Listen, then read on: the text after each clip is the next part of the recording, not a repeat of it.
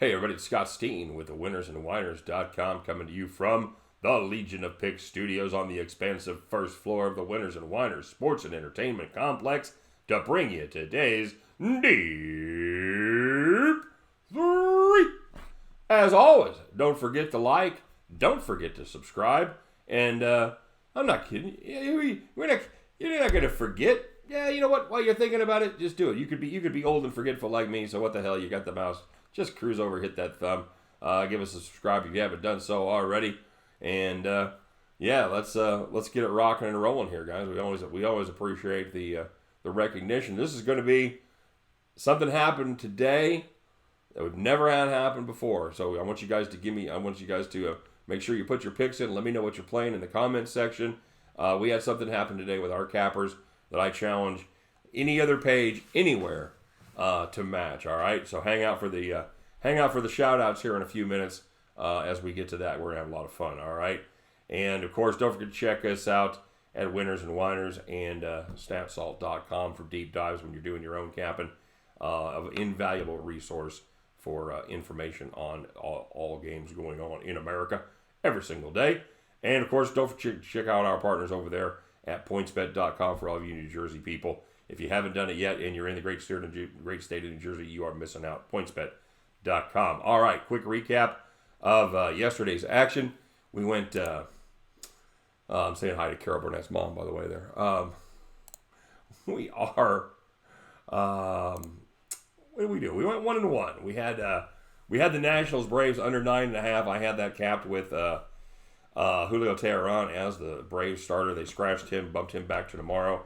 I wanted no part of what passes for a fill-in starter for the Braves on that one, so we passed on the Nationals under, and the Nationals actually beat them up. I did load up on the Nationals. I thought it seemed like kind of a surrender game for me, one of those games where, like the NBA, where they rest their starters, and it just kind of had that vibe to it. So, I made a pretty good play on the Washington Nationals, as did a lot of you. Well done there. So we had the Marlins, a little positive value, somewhere in the neighborhood of plus 120, 115. And we had the San Francisco Giants team total over 3.5. Couldn't quite get home. By the way, full disclosure, it's about 3:30 in the morning Eastern time. As I stayed up to watch the end of that San Francisco game, watched them walk it off. You know, it's the worst degen position to be in when you've got the over, you got a team total with the home team, and you need a home run with at least one person on base to win your bet in extra innings. The last bastion of the truly degenerate. But you know what? Giants had them loaded up there in the bottom of the fucking whatever it is, 16th, whatever. I needed a blast, but instead we got a single. So they scored 2 runs. They win it 3-2. And we split. We split over on the premium side as well. We had the Cleveland Indians on the run line. They took care of business. We had Oakland against the Twins.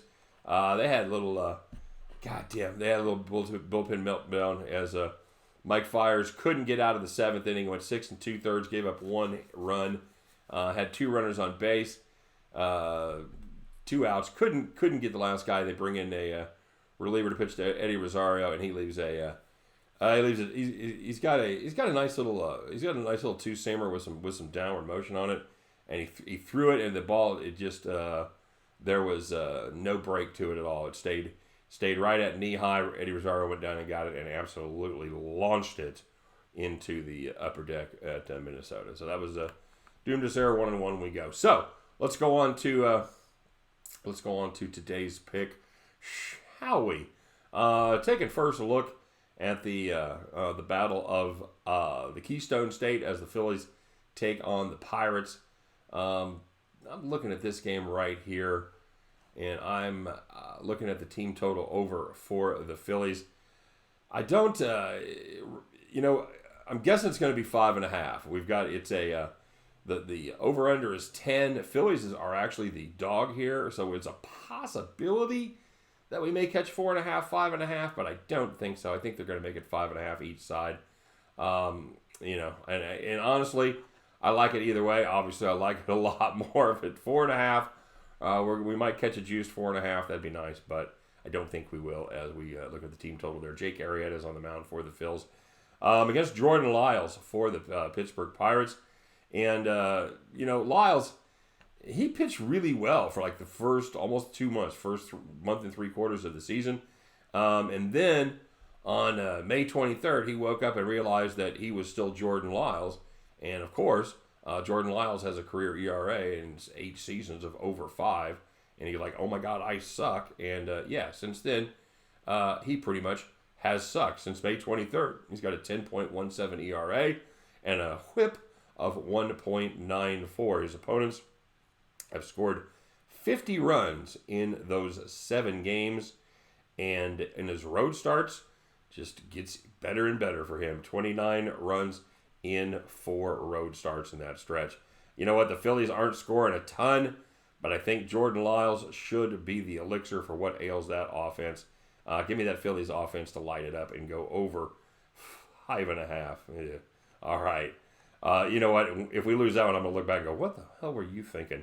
Also going to look in the National League as the Padres travel to the Windy City, take on the Cubbies. Eric Lauer goes for San Diego against John Lester for the Cubs. 2 lefties there will be opposing each other in that game. Of course, it's Chicago, blah, blah, blah. We don't have a total yet. Wind's going to be blowing out. Going to be blowing directly out to right center, about 13, 14 miles an hour. So we're going to have a total on this one. I'm thinking, and I always miss these Wrigley Field totals, by the way. I think I'm on them. My number on this one's 10.5. All right. I don't think you can avoid it with the wind and the trends the way they're going, even with Lester and Lauer on the mound. Lauer, he's had a couple debacles in Colorado, but even with that game in his last 9, he's got an ERA of 2.66.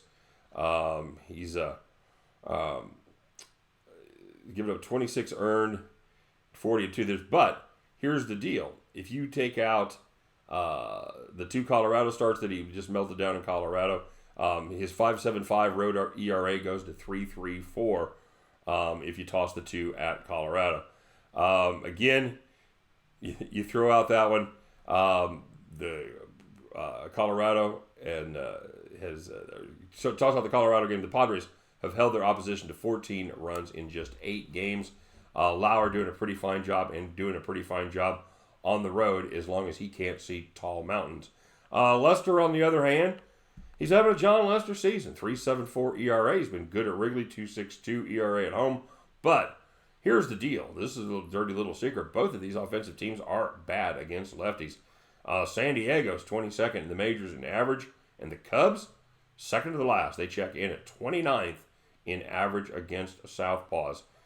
With the wind, obviously, the main thing we've got to worry about is home runs. Number 1, with lefties on the mound, they're going to be right-handed heavy. They're going to be driving them to left field, and the wind not going to be a help there. It's actually going to be blowing the ball towards the fat part of the ballpark, away from down the line. And the other thing is, these pitchers don't give up hardly any home runs. Lauer's given up just 2 home runs in his last 50 1/3 innings. Guess where he gave them up? Yes, are you ready? I bet you guessed Colorado, didn't you? Nope. He gave up one at Yankee Stadium, and he gave up one at home to the Nats. Sorry, I'm a dick. Lester, on the other hand, he doesn't give up many home runs either. He gives up about 1 home run every 7 innings. It's possible. You stick John Lester out there for 6 or 7, they get one up in the they get one launched. Maybe Eric Hosmer gets underneath one. But as far as doing real damage, I don't think it happens. I like the under in this game, even with the win, guys. Give me the Cubs, Padres under, let's say 10.5, shall we? And we're going to finish it up with our favorite. It is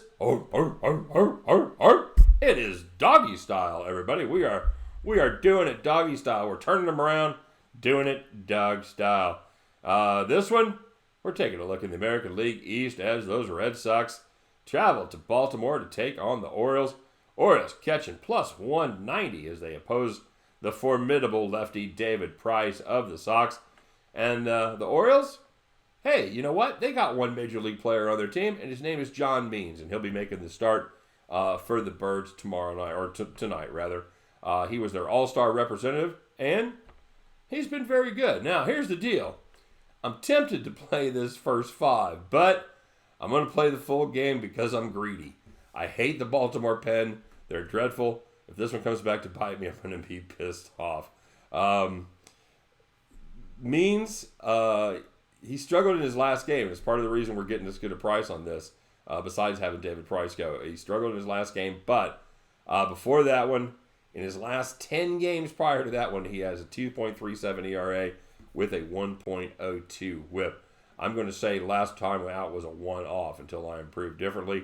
I'm going to give him the benefit of the doubt and say the real John Means is the one who threw 10 quality starts in front of that. Baltimore, in those 10 starts, hold on to your hat. They were 5-5. For a team that is as bad as Baltimore, that is a phenomenal record. Means he's been good lately. 2.12 ERA in his last the 3 starts against Boston on the season. He's gone 17 in the third in those 3 starts. Like I said, 2.12 against the Red Sox. Price, he had a bad outing. It was about 5 weeks ago. After that, he's pitched 5 games. He's got a 2.33 ERA and a 1.22 whip in those 5 contests since that meltdown. Neither one of these teams, they're right about in the middle of the pack as far as hitting lefties. Boston averages 251 against lefties. Baltimore averages 248.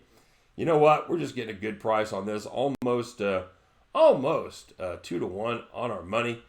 Give me the All-Star. Give me John Means, and let's see if we can put together a little Baltimore magic for us here. So we're going to take the Birds plus 190 as we're doing it doggy style, and take those Philadelphia Phillies to erupt offensively as they go over 5.5, and finish it up. And actually, this will be the first pick as we back the Padres and the Cubs up there as we hang on for dear life. We hold on to our hats and keep those balls in the ballpark as the Cubs and Padres combine to hopefully go under the total 10.5-ish. All right?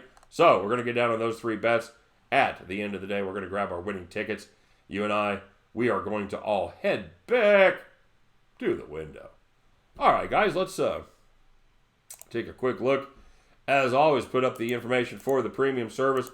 I told you guys we're getting hot, and we are getting hot. We went 1-1 yesterday. Got a little bullpen hiccup there with Oakland, but we're coming on it, guys. This is the good time of the year, and so it would be a good time to get yourself signed up for the premium plays. And the good news is, get signed up for premium service. You know what that's going to overlap with?